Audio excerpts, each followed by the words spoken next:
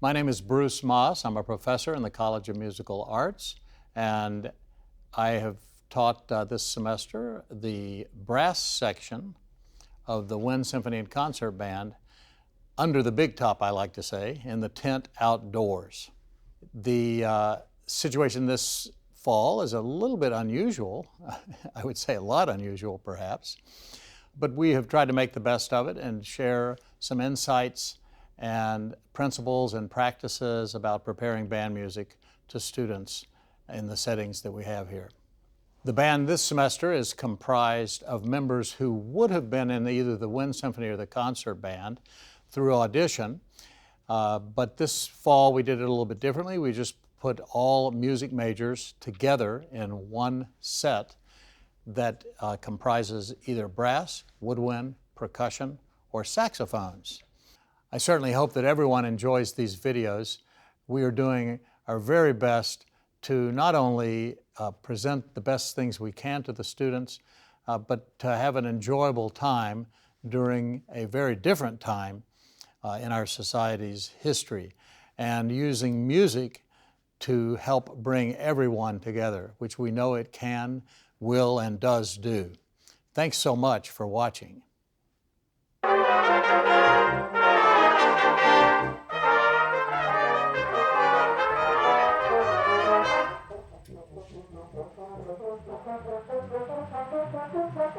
Here's trumpet. Very. Okay, now that we kind of remember what this is all about, let's do it again and make it better. Every time something crosses the second bar to the third bar, quarter note crosses the bar line to an eighth. Almost automatically we clip that eighth. You release on that eighth in the third bar to propel you to the syncopation. Um-pe-da-da-dee-da-da, off-dee-da-dee-da-da-da, off-dee-da-dee-da. Okay, that's the way we propel the style. I'm going to start right at the beginning. Eighth note is the metric subdivider. Ready, and here is.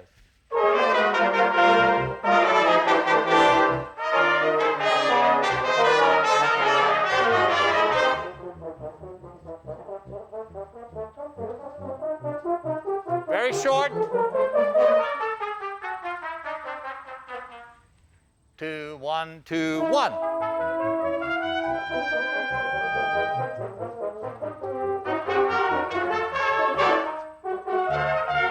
right, good. Now let's start right. 4 before 2. Ready? Pop out the syncopation. Um-pa-ka-ti. 4 before 2 obviously requires energy. And here is.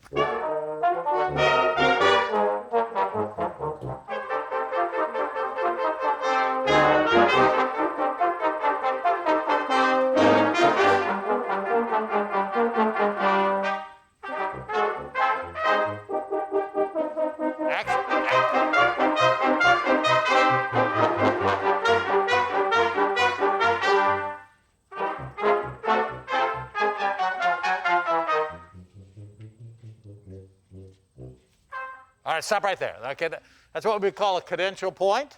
Start at square 2. If you have the same eighth note over and over again, you're not melody.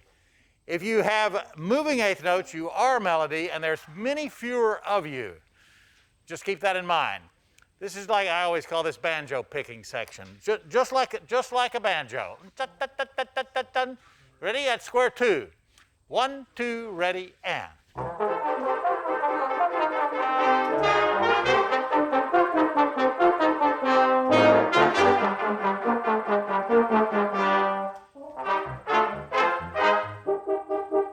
Accent.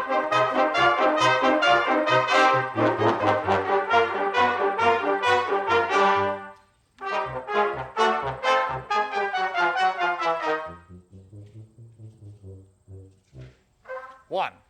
Let me address the people who have an eighth note on the up of count 2, about in the middle of this section, and you have it twice. You must be the most careful. Ready?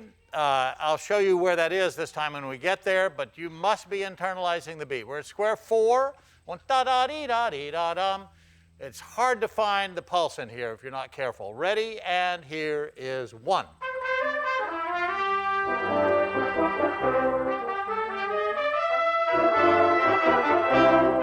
1, 2.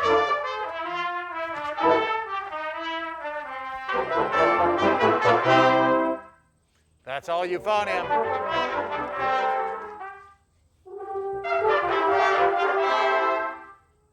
And 2, 1, and 2.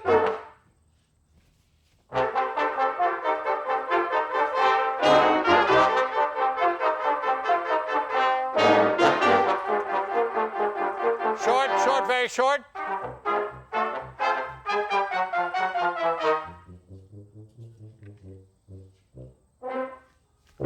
All right, let's do that last bar. Ready? Last bar right before square, what would it be? Square 6. Actually, I may do a little bit more than that. Let's go before 6. 1, 2, 3, 4, 5 bars. All quiet. Nothing loud until the last note, and it is popped. Before square 6. Synchronous rhythm. Synchronous, a word used a lot during COVID. Ready? 1, 2, ready, and.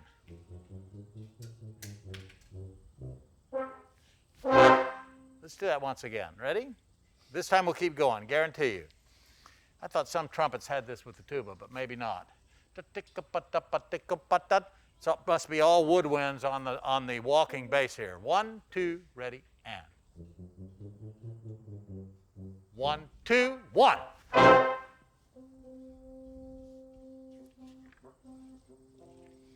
Keep going. Bum, bim, bum.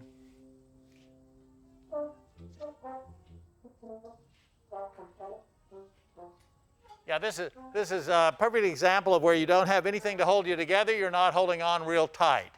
There's a lot with the woodwinds there that does mold this section together. Let's look at square 7 and back up 1, 2, 3, 4 bars. 4 before square 7. Done. Then tutti. 1 square before 7, 4 before, and here is. Here it is.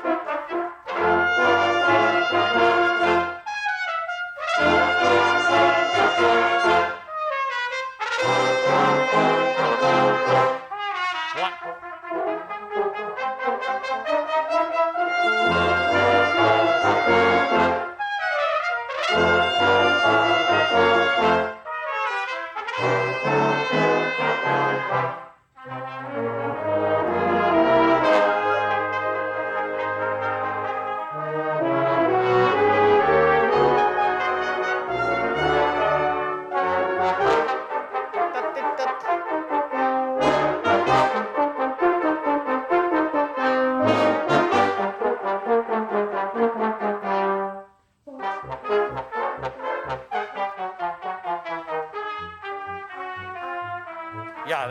Yeah.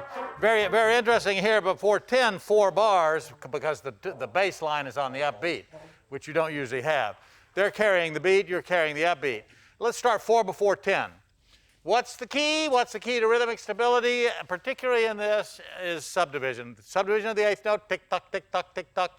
I don't think we've wavered on that tempo since we started the piece. Not tried to go slower, not tried to go faster.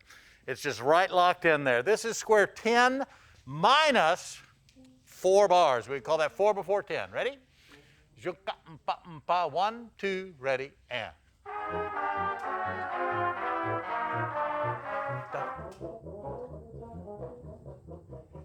Dun, dun, dun. Yeah, no. Listen, people were just riding on 8th notes. I don't understand why that's not more together.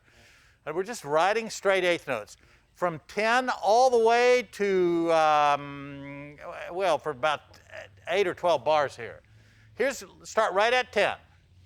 I shouldn't even need to do anything. You just drive out 8th notes. 1, 2, ready, and. Dun, dun.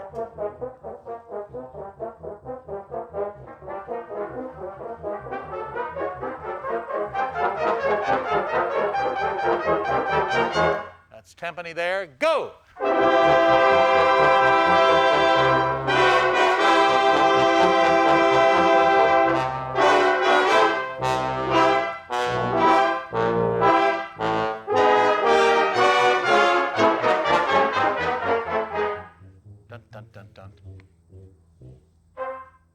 that's all she wrote. That's all there is to it. So my name is Ken Thompson, and I'm a professor here in the College of Musical Arts and Music Education, and I'm one of the conductors in the band area. In a normal semester, we would have 3 traditional concert band ensembles that would meet at various times during the day, and we have those students separated by auditions into ability groupings. But in this time, rehearsal was outside, because that's the safest place for us to be rehearsing, and we had fewer students opting in to participate in live music making. So the mix of the students is a lot different than what you might normally see. The exciting thing about this semester, which is a challenge, is what we do so closely relates to what musicians are doing all the time anyway. Composers write music and they present a musical or a technical challenge for a performer to solve. And what we've spent our time doing this semester is trying to solve a problem handed to us by a pandemic. So our solution to that challenge was finding a way to safely rehearse in a setting where students would feel comfortable, but at the same time introduce traditional musical challenges. In the rehearsal segment you saw me working on, it's designed for a wide range of students and is a broad application of ensemble performance skills that are useful for them in a lot of different settings. I think we're all really proud of the solutions that we've come up with to continue to teach music at a very high level for our students, even though we're in what is a set of unique circumstances. Ready, and.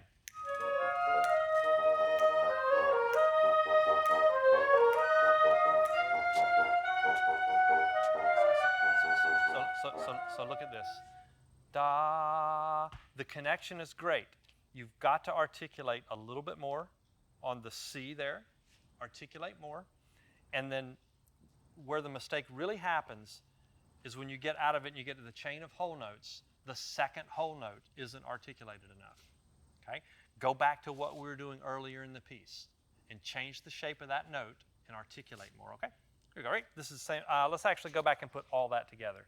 Here's 24. 1, 2, 1, 2, ready, and.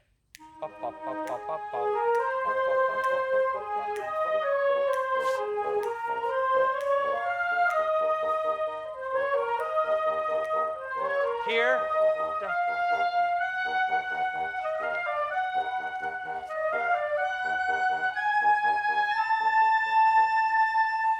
Now, let's do this as a transferable thing. So this is only flute and piccolo.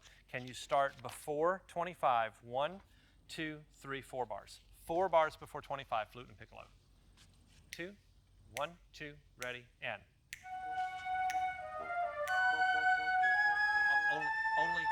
Only flute and piccolo, 4 bars. 1, 2, ready, and.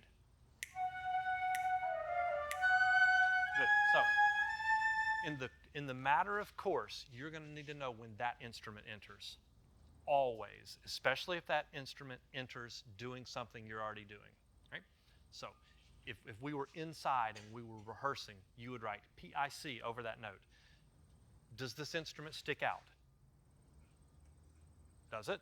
Quite a bit. It does. The piccolo sticks out. When you played piccolo in high school, if you did, and somebody told you not to stick out, they don't know anything about the piccolo. So the piccolo sticks out.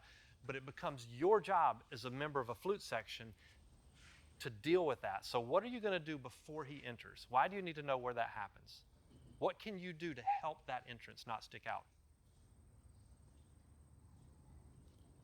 Would you play louder or softer in front of that entrance?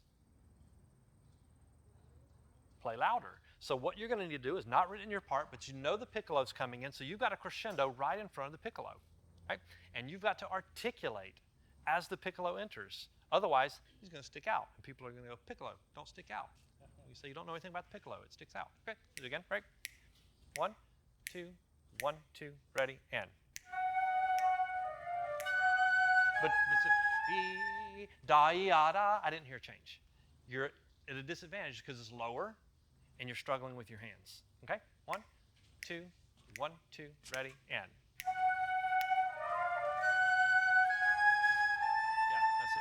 That's That's it. So you see what you would do. So when we're inside, no, and when I say we, I mean you, whoever's working with you, start to notice that and know where those things happen. Okay, brilliant. Good. So let's take it at 33 now.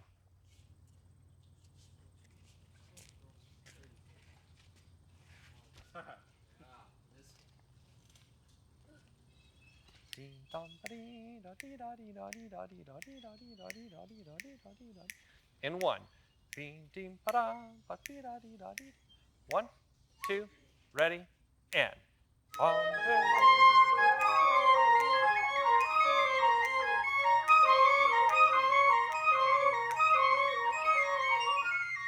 Okay, so just with that, musically, what are you going to do in that?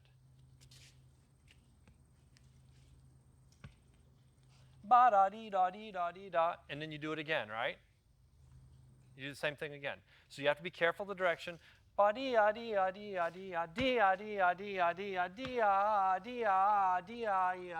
So what happens at the end of orchestral overtures a lot of times is it's the opposite of the Sousa marches, where we said the harmonic rhythm is getting slower.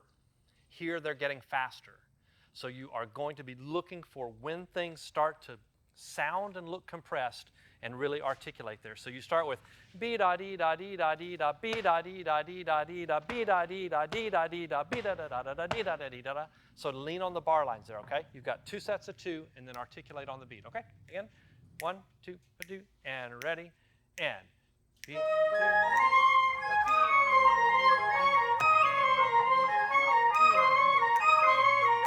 Good. That's closer.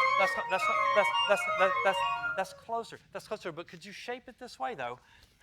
Dee dee da da dee ah dee dee ah. If you crescendo through those, you take away your ability to make the first note of the phrase sound important. It's the opposite of what we were doing earlier because musically it's different. We're trying to have it sound compressed. We're not looking for long lines. Can you try again? Here's the presto again. 2. 1, 2, ready, and.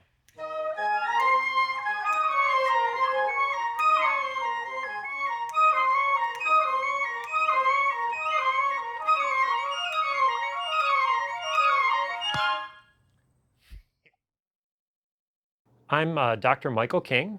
I'm the Assistant Director of Bands and Director of Athletic Bands here at BGSU. And the class that is recorded was a portion of our Wind Symphony, one of the chamber ensembles. Participating in music is twofold, whether you're a non-music major or a music major. Obviously, there are some different goals based on whatever your decision may be. But the bottom line is if you choose to participate in an ensemble class at the college level, we hope that we can provide you a high artistic experience, something that you have not yet been able to experience as a student musician. That's what we're striving for in all of the classes that we offer.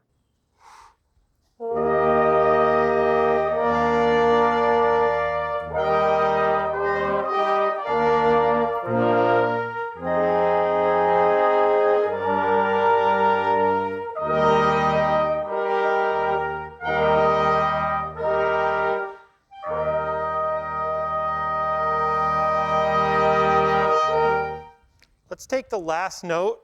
Now, if you've listened to this, this is a really cool spot where it's similar in some ways to the end of the promenade. Okay, so at the end of the promenade on this last pitch, goes straight into the gnomes movement, right? Really fast. So you get this really cool like resonance of release, slight pause, and boom, go, pick up into the gnomes. It's one of the hardest parts about the piece.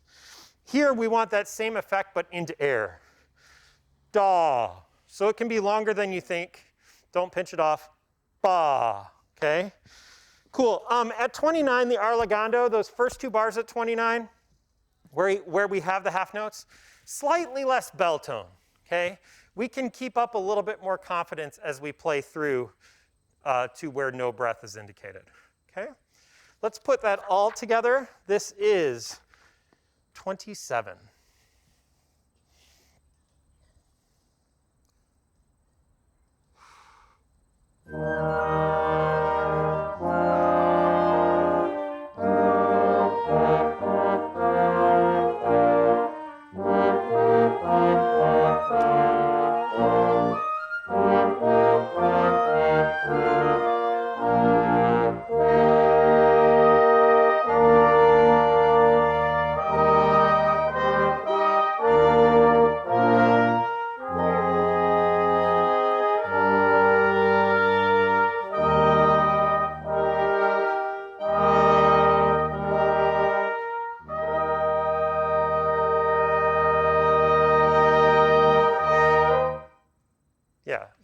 That was better. Let me sing 29 one time. We're not going to do it right now. We'll come back to it later in the run-through, but dee, da, dee, da. So we almost want weight in the front, but then resonance. Some of us are still really weight on the front, slight decay. Less decay, okay? Treat it less like an accent and more like a tenuto marking over those pitches. All right, we're going to move. This is back closer to the beginning. Rehearsal 24, please. Who's got a watch? Time check? All right, cool. Totally different here. Totally different. Here we go, 24.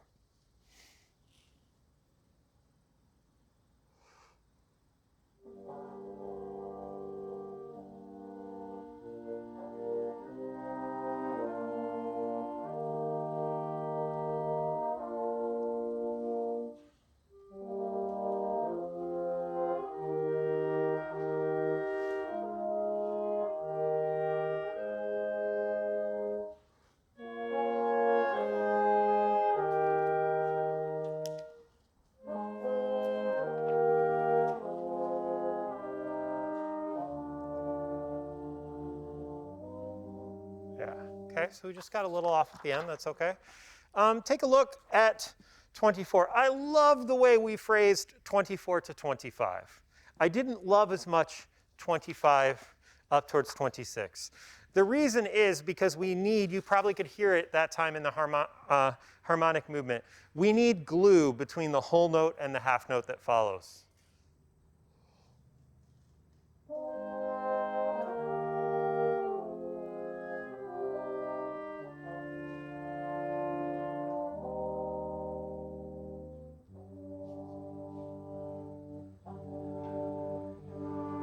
Okay, cool. So if you look 2 before 27, there will be a slight retardando, but you won't really feel it until the bar before 27 because that's where the half note motion is. So just almost treat 2 before 27 like a slight fermata, very slight fermata. Yes, sir? Do you want any kind of lead into that forte at 27? Dynamic line. Slight. It's supposed to shock. Okay. But let me see if I can show you what I'm looking for. Let's go back to 26. Can we be a little bit more connected in terms of this line? Dee, da, dee, da, dee. Play through those intervals just a little bit more. Here's 2-6. Alex will take it into 2-7 for that purpose. Here we go, 2-6.